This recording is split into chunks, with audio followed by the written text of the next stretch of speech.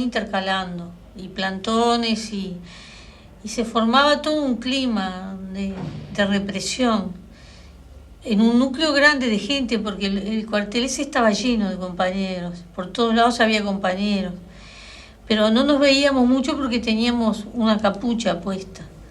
Entonces vos te dabas cuenta por lo que se oía, y bueno, y siempre había algún soldado que algún informe te pasaba, ¿no? ¿Y qué forma de castigas?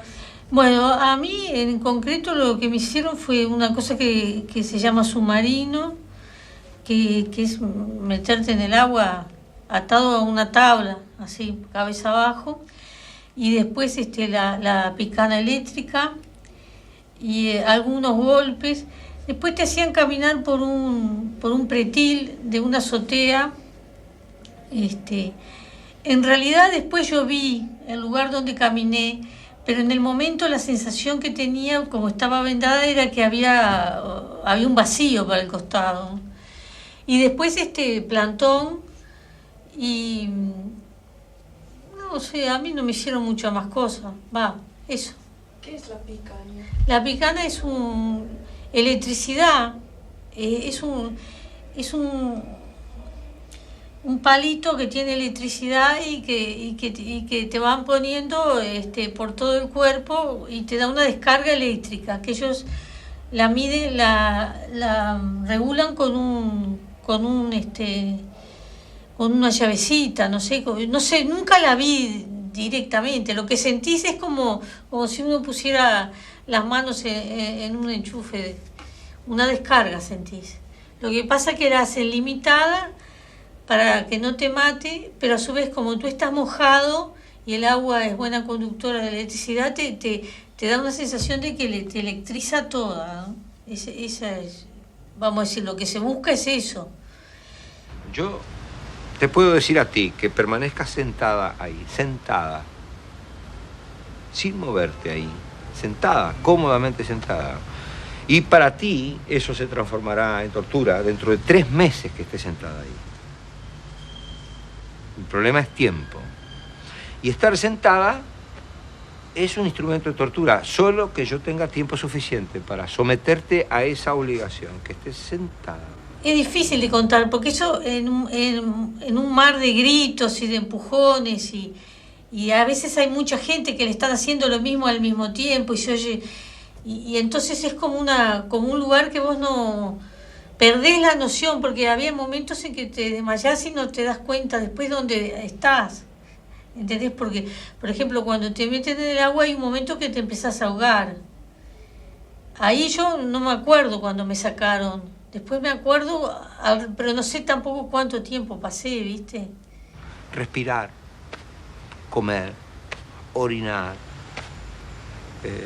cualquier verbo puede ser transformado en un instrumento de tortura si hay tiempo de por medio.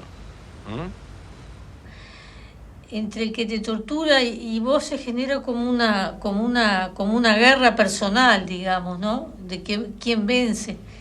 Tú me preguntas cómo resistías.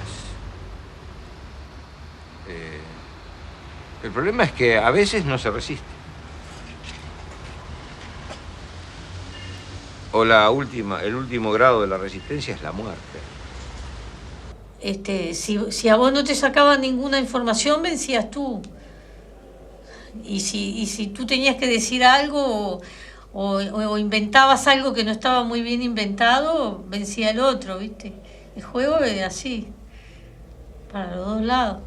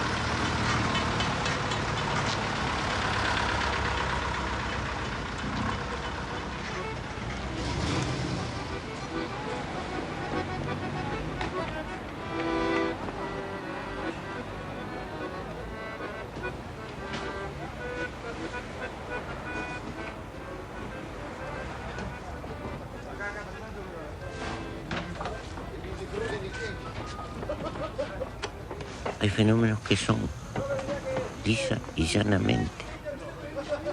Los hombres se enamoran de las mujeres se enamoran de los hombres. El mundo está hecho así. Y eso pasa en cualquier circunstancia.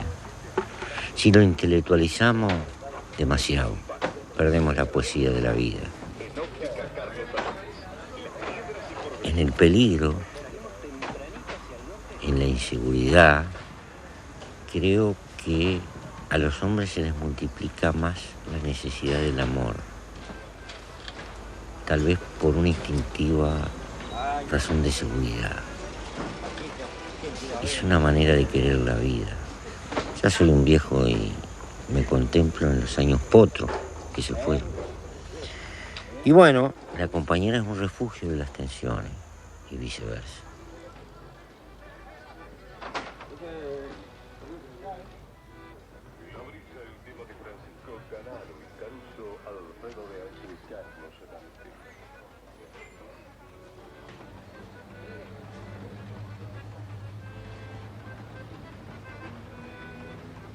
Siempre que hay una situación de guerra, hay muertos. Eso es una ley de la historia y de los dos lados.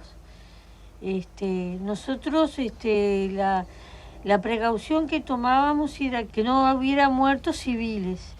Después la dinámica de la lucha llevó a que hubiera algunos enfrentamientos y que hubiera algunas muertes decididas, o sea, ejecuciones que le llamamos nosotros. Sí. Pero siempre buscamos, en el caso de las ejecuciones, por ejemplo, hicimos un estudio pormenorizado de la persona y de las razones por las cuales debía ser ejecutado. El caso de Mitrione, por ejemplo, que era un agente del imperialismo que había estado enseñando en Panamá, en Brasil, y había venido a Uruguay a enseñar técnicas de interrogatorio y de tortura. Era un personaje claro, ¿no? Que estaba claro que él tenía que ser, es decir, que era dañino para la población del Uruguay. Mitrione usaba una aguja debajo del cuello para explicarle a los futuros torturadores del Uruguay, que luego torturaron al país en masa, que la tortura debía hacerse científicamente.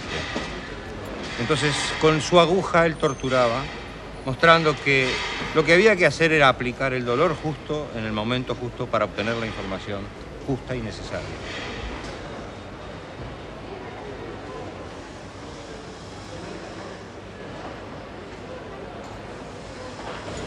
Se desarrolló en primera instancia aquí dentro de la cárcel. Nosotros dimos la idea de construir cárceles del pueblo y secuestrar personalidades de la oligarquía uruguaya y también diplomáticos.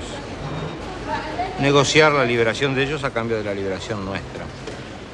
Dicho de otro modo, teníamos dos planes de fuga en marcha. Uno por la vía del túnel y el otro por la vía del secuestro.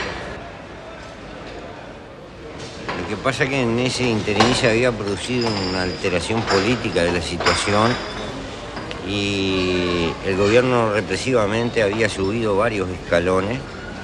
Empezaban a pasar cosas de verdadero terrorismo de Estado. Y, digamos, el gobierno había legalizado en parte los métodos represivos. Y en ese marco fuimos muy golpeados, tuvimos muchas pérdidas.